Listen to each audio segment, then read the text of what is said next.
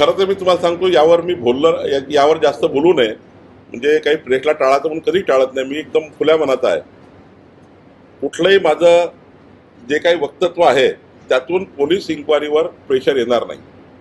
कारण शेवटी एखादी गोष्ट मी बोलली त्यामध्ये पोलिसांना रोज त्या ठिकाणी स्टेटमेंट जातात, आणि मग बावनकुळेची भूमिका समजा खरी कुणी मांडली तरी उद्या विरोधक म्हणतील की आपल्या मुलाला वाचवण्याकरता.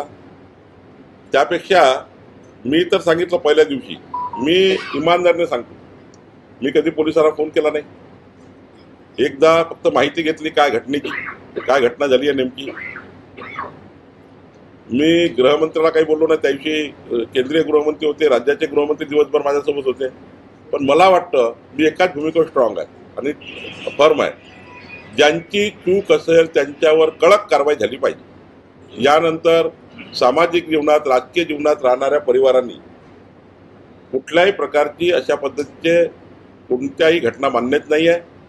आणि त्यामुळे पोलिसांनी कोणाचाही मुलगा असो, माझा की अजून सर्वसाधारण माणसाचा, आता एकच भाग आहे, गाडी चालवण्यावर कुठला गुन्हा, गाडीमध्ये बसणाऱ्यावर कोणते गुन्हे.